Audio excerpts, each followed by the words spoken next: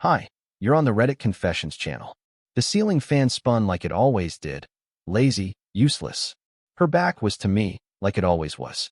The silence between us wasn't new, but that night, it sounded different. Not heavy, not angry, just final.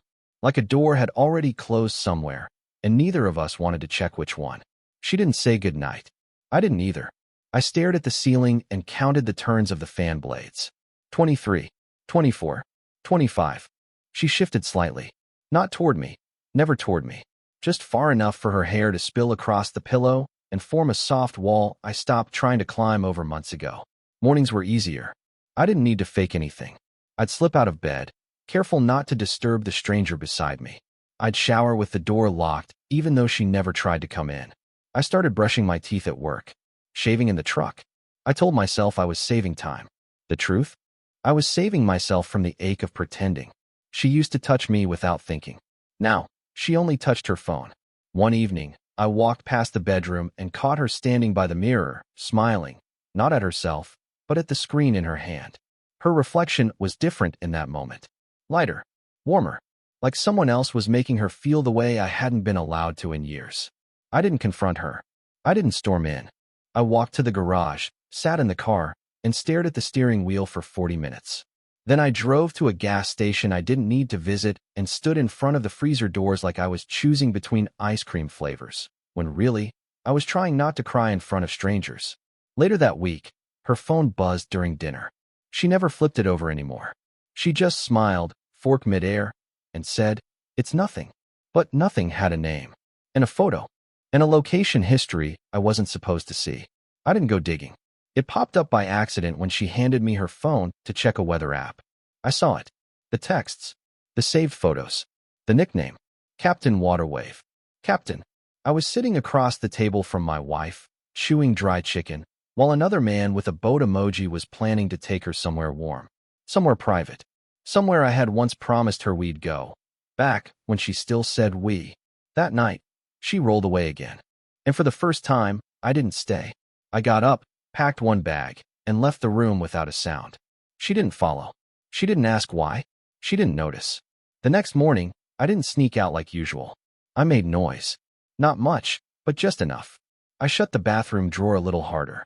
Let the floorboard creak under my step. I wanted to see if she'd flinch. She didn't. She just lay there, eyes closed, curled up under the covers like the cold half of the bed didn't exist. I sat in the kitchen with a bowl of cereal going soggy in front of me, staring at the same cracked tile in the corner of the floor. Marjorie walked in half an hour later, already dressed, already polished.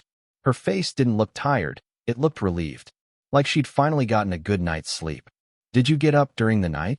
she asked, pouring her coffee, not even glancing at me. I nodded. "Yeah, slept on the couch." A pause. She turned, leaning on the counter with the mug in her hand. "Are you upset or something?" I almost laughed. Not because it was funny, but because the question felt like a performance. I'd been sleeping next to a stranger for over a year, and now she noticed I wasn't there? "No," I said. "Actually slept better." She stared at me a second too long, like she wanted to say something, but didn't know which version of herself should speak. Then she just nodded and walked away. That moment, that was the last time she ever pretended to care where I slept. That evening, I came home early and found her outside in the garden. She had her earbuds in, humming softly, lost in her own world. I stood there for a minute, just watching her from the window. She never hummed around me anymore. Not even when music was playing. Not even when I tried. There she was, smiling at the sky like life was light again. Like I hadn't spent the last few years trying to fix something she clearly never planned to keep. Later, I opened her laptop while she was in the shower. I didn't plan to, it was just there. Open, like a loaded gun. And my hand moved before my mind did. I wasn't even snooping. I was searching, desperate, hoping to find something that would explain why the woman I married had disappeared into this version of herself that barely blinked when I walked in a room. And there it was. Emails. Hundreds. Not just one man, multiple names. Old flings. Random usernames. Flirty messages from co-working sessions that looked more like applications for a second life. She used pet names I hadn't heard in years. Called one of them my oxygen. Told another she wished they lived closer. Another email simply said, "You make me forget I'm married." I stared at the screen, the lump in my throat swelling so hard I could barely breathe. I didn't feel anger. Not at first. I felt something worse, confirmation. Proof that I wasn't paranoid. That I hadn't been needy or dramatic or too emotional, like she always said. I had been right. She had left me a long time ago. The only difference was, now I had the receipts. When she came back into the room, I closed the laptop and smiled. That fake, plastic smile you give a neighbor you don't trust. She looked at me strangely. "You okay?" she asked. I nodded. "Just tired." She kissed me on the forehead like I was her brother and walked off. And I realized, in that moment, I didn't want revenge. I didn't want to fight. I didn't even want answers. I just wanted to disappear so quietly that she wouldn't realize I was gone until she tried to reach for someone who wasn't there. And that's exactly what I started planning. The thing about pretending is that, after a while, you forget you're doing it. She kept acting like everything was fine, smiling when neighbors walked by, posting sunset pictures with vague quotes like, "Healing isn't linear." Meanwhile, I was sitting across the dinner table, chewing food I couldn't taste, waiting for someone to admit this marriage had flatlined. But no one ever called it. That week, I started what I now call my quiet exit. Not dramatic. No suitcases by the door. No screaming or slamming. Just subtraction. I stopped doing our laundry and folded only mine. I cooked enough for one. I signed out of the joint grocery app. She didn't even notice at first. Or maybe she did, but noticing meant asking, and asking meant acknowledging, and we were way past that. What broke me wasn't the cheating. It was how casual it all seemed. She didn't hide it well. I wasn't digging anymore. These messages, these flirty exchanges, they popped up like weeds through cracked concrete. I'd see a text notification when her phone lit up next to me. "Still thinking about you." No name. Just that. While we were watching a show I thought we both liked. She didn't even flinch when it buzzed. Didn't reach for it. Didn't explain. It was like she didn't care if I knew anymore. And honestly, that was the worst part. I wasn't a threat. I wasn't even a variable. She started going to yoga again. Only now it wasn't yoga. It was Wednesday nights in someone else's apartment, based on the Lyft receipts I found in her email. I sat on the porch while she got picked up one evening, sipping a beer I didn't want, and nodded at the driver like we were old friends. He looked guilty. She didn't. She came home that night smelling like mint gum and cheap perfume, neither of which she owned. She didn't say where she'd been. I didn't ask. She walked right past me, up the stairs, and closed the bathroom door. I heard the shower start. Then the humming again. Same tune. Like nothing happened. Like the water washed away truth. That's when I started writing the letters. Not to her. To myself. One each night. Detailing what I felt. What I lost. What I saw.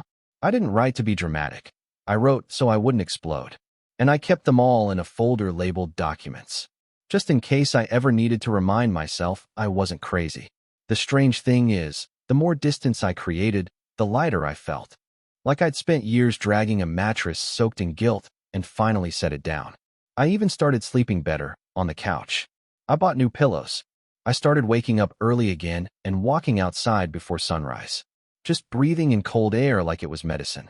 I even smiled once, genuinely, while watching a squirrel trip over itself on the fence. That tiny crack of joy reminded me that I used to feel things. That I still could. But one night changed everything. She came home later than usual. I was half asleep, TV humming low in the background. She dropped her keys. Loud. Clumsy. Not like her. She stood in the hallway longer than usual, then peeked into the living room where I lay under a blanket. "Still up?" she asked. "Not really," I mumbled, eyes closed. She hovered, then stepped in slowly. "Can we talk?" I opened my eyes. That was the first time she'd said those words in months. I sat up, not because I wanted to, but because part of me still needed to know what she'd say. And what she said. It started with a confession that wasn't really one, and ended with a sentence that flipped everything on its head. She stood at the edge of the living room like it wasn't her house anymore. Like she was visiting. Her arms were crossed, not in anger, but in defense, like she already knew the words she was about to say were weapons, and I was the target. I turned the TV off with the remote still in my hand. The silence that followed made my ears ring. I remember the hum of the fridge. The way the clock ticked too loudly. The slight tremble in her fingers. She sat down at the far end of the couch. That was new. She never sat there. "I haven't been honest with you," she began, staring at her knees. I think. I think you already know. I didn't respond. I didn't blink. I just looked at her and let the moment hang like a thread over fire. It's been going on for about 7 months, she said quietly. It started after the office trip to San Diego. She didn't say his name. I didn't ask. I didn't need to. Her eyes never left the floor. I didn't plan for it to happen, she continued. But it did. And I didn't stop it. I wanted to. I told myself I would. But I didn't. She finally looked at me, and for a second, I thought I saw regret. But no, it was hesitation. She wasn't finished. That's not all, she said. He asked me to move in with him. Now I blinked. She took that as a cue and pushed forward, like she'd been rehearsing the whole speech and couldn't afford to lose momentum. He has a place out in Ashfield. It's small but cozy. He wants to build a life with me. And honestly, Ellwood, I think I want that too. It was the next part that broke something in me. Not what she did, not who she did it with, but what she wanted from me. I'd like to do this peacefully, she said, her voice soft, almost sweet. No lawyers. No fighting. I thought maybe you could support me through this. Be a friend, even. It doesn't have to be messy. We're both adults. Support her? Through this? I stared at her, not even sure what expression I had on my face. Something between disbelief and nausea. I could feel my heart beating in my throat. Not fast, just loud, like it was trying to drown her out. I've already transferred some things into my name, she added. Utilities. The car. I didn't want to blindside you. Blindside me. She was delivering this betrayal like it was a presentation, as if she expected a handshake and a mature nod, as if I was supposed to thank her for her transparency. I'm not angry, she said, and I hope you won't be either. This is just what I need. I stood up slowly, not to storm off, just because I needed to stand on something solid. I walked to the kitchen and opened the fridge, staring inside like I was looking for answers in a jug of milk. I didn't speak for almost a full minute. And when I did, my voice didn't sound like mine. Are you asking me for my blessing? I said without turning. Silence. Then, quietly, I guess yeah. I closed the fridge. When I turned around, she looked almost hopeful. That's when I realized she wasn't confessing. She was requesting permission to forget me. I gave her none. I didn't yell. I didn't cry. I simply said, I'll have an answer for you tomorrow. And I walked out the door. Not to leave. Not yet. But to decide what kind of ending a man like me, soft, quiet, loyal to a fault, could give to a woman who treated him like a speed bump on her way to happiness. What I came up with that night surprised even me. I didn't go far that night. Just drove. Past the same gas stations, the quiet neighborhoods, the shuttered shops I used to pass on my way home when we still used the word we. There wasn't a plan yet, not a real one. But something had shifted inside me. Something final. And it felt heavier than anger. It felt like acceptance. The kind that doesn't bring peace, just permission to stop trying. I parked outside the old baseball field near Mill Creek and sat in the dark for what might have been hours. My phone buzzed a few times, her name flashing on the screen like a dull warning light, but I didn't answer. There was nothing left to say. She had already spoken everything into dust. Now it was my turn to be quiet. I thought about how strange it was, the way she framed her betrayal like a chapter break. Let's keep this peaceful, she said, like we were canceling a dinner reservation. As if 9 years of shared life could be tucked neatly into a box and sent off with a polite wave.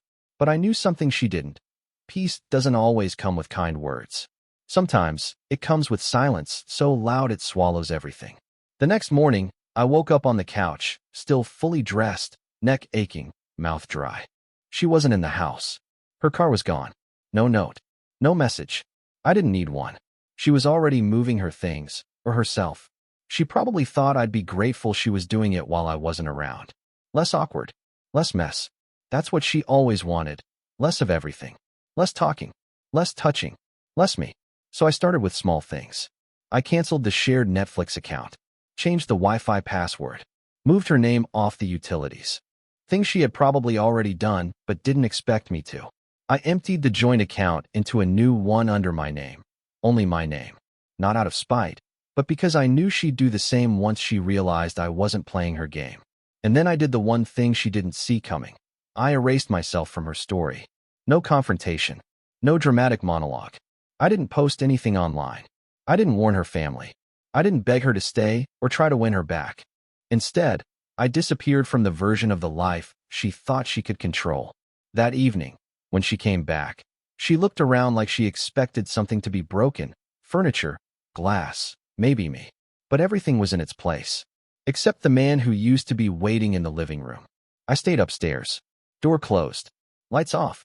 I heard her call my name once. Twice. Then nothing. Just footsteps. Then a pause outside my door. And finally, retreat. The next morning, she left a note on the kitchen counter. I found it beside a half-empty cup of coffee. Ellwood, we can still talk. I don't want to be enemies. Let's do this right. No apology. No guilt. Just that soft, sterile tone she always used when she didn't want to seem cruel. But cruelty wrapped in calm is still cruelty. And I wasn't falling for it anymore. I didn't reply. Instead, I contacted a lawyer. Quietly, carefully, I told him everything. Not in the tone of a betrayed man, but in the tone of a man who was done explaining his pain. I gathered documentation, bank records, screenshots, even the emails I hadn't dared look at again. It was all part of the exit plan. Not revenge, just clarity. Because if she wanted to build a new life, she was going to do it without my name funding the foundation. But it was what happened 3 days later that flipped everything on its head. She came home early, panic in her eyes, her phone in her hand. And for the first time in months, maybe years, she looked at me with fear instead of boredom. I think he's lying to me, she said, trembling. The man I was going to move in with, he's not who I thought he was. And just like that, the house of cards she left me for began to collapse. She stood in the doorway, clutching her phone like it was the last piece of a story she couldn't finish. Her voice was shaking, her eyes glassy with something I hadn't seen in her for a long time, uncertainty. Not guilt, not regret, just raw confusion. And I almost laughed. Not because it was funny, but because for the first time, she looked exactly like I had for months. Unstable, out of place, lost. He's not who he said he was, she whispered. His real name's not even Colby. Colby. So that was his name. The man behind the emojis, the late-night yoga sessions, the emails sent while I cooked dinner downstairs. I hadn't cared enough to find out before, but now she was giving it to me freely. Like I was her confidant. Like I was supposed to protect her from the storm she'd walked into with open arms. I leaned against the counter and waited. He said he was divorced, with a stable job, 2 kids he sees on weekends. She laughed a little, shaky, bitter. None of it's true. He's married, fully married, and his wife just found my messages. I didn't say a word, just kept my eyes on her, expression flat. She was unraveling in real time, and part of me wanted to hand her a glass of water. The other part wanted to let her choke on the truth. She emailed me, she continued, from his account. Said I'm the 3rd woman this year. Said she's not even mad at me, just tired. I remembered that feeling. She slumped into the chair across from me, her phone buzzing on the table beside her like a warning siren she couldn't turn off. I thought he was different, she mumbled. I thought he cared about me. That hit something. Not because I cared about him, but because I had once said those exact words. In the mirror. At night. In my car. And she never noticed. Now she wanted me to understand. To nod. To tell her everything would be okay. I don't know what to do, she said, finally looking up at me. I stared at her for a long moment. I wasn't trying to hurt her, but I wasn't going to save her either. You left me, I said quietly, for a man who couldn't even leave his wife. Her face twitched. She hadn't expected that. Maybe she thought I'd gloat. Maybe she thought I'd be spiteful. But I didn't have to be. Reality was doing all the work for me.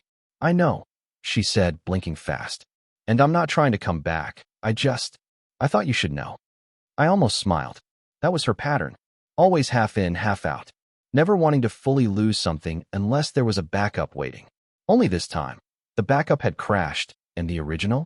Already uninstalling her. She stood slowly. Looked around the house like it had changed. It hadn't. She had. Or maybe she was just finally seeing what she'd ignored for years. A man who had quietly disappeared while she was busy building fantasies in someone else's inbox. As she walked to the door, she paused and turned. Are we really doing this, Ellwood? Ending it like this? I didn't answer. I just held up the thick envelope I'd been keeping on the counter. The one stamped with my lawyer's name. She stared at it, then nodded. I'll sign, she said. Just give me a few days to get my things. You already did, I said. Remember? When you packed that red carry-on 2 weeks ago? Her eyes flickered. Then she left. And the silence she left behind? It didn't ache this time. It felt like breathing. 3 days passed. She didn't come back for her things. No texts. No emails. Nothing. Just that heavy silence that used to sting but now felt like insulation. The envelope from my attorney sat untouched in the top drawer of the kitchen island. I didn't rush her. I didn't have to. I'd spent months waiting for scraps. Now I was learning to live without the appetite. Then on a dull Thursday afternoon, something strange happened. I got a call from Martin, a mutual friend, or rather, someone who used to be in our shared social orbit before Marjorie started ghosting couple dinners and girls' nights turned into solo hotel stays. "Elle," he said, voice unusually cautious, "you might want to check this." He sent me a link. My stomach tightened the second I clicked it. It was a post on a local community forum, one that most of our neighbors followed. Someone had anonymously shared screenshots of a married man from Ashfield allegedly cheating on his wife with several women. One of those screenshots? A message from Marjorie. Her name wasn't blurred out. Neither was her profile picture. It was the one she used for her freelance design business. Same smile, same background, same necklace she wore when she told me we'd grown apart. The comments were brutal. People didn't hold back. Some defended the women, saying the man was clearly a manipulator. Others attacked them for knowingly engaging with someone unavailable. One comment stuck out. "The saddest part is when people destroy good things just chasing dopamine." And then came the real twist. Someone else uploaded a video. It was a recording from a wine bar in Ashfield. Security footage, probably leaked by a staff member. You couldn't hear audio, but it showed Marjorie arguing with a man, tall, gray suit, slick hair. He pushed a napkin across the table toward her. She stood up fast, knocking over a glass. Her face flushed, hand trembling. She looked exposed. And when she stormed out, he didn't follow. That was the man she left everything for. And now he was tossing her away like an expired coupon. I didn't know what to feel. Pity? Vindication? I sat there for a long time, watching the video on loop, frozen at the frame where she turned toward the door. That face. Angry, embarrassed, deeply alone. That was a version of her I never thought I'd see in public. But there she was. Her fantasy burned to the ground. And the whole neighborhood watching. That night, she finally texted, "Marjorie, I think I need to talk to you. I know I don't deserve it. But please." I didn't answer. The next morning, she showed up. No makeup. Hair pulled back.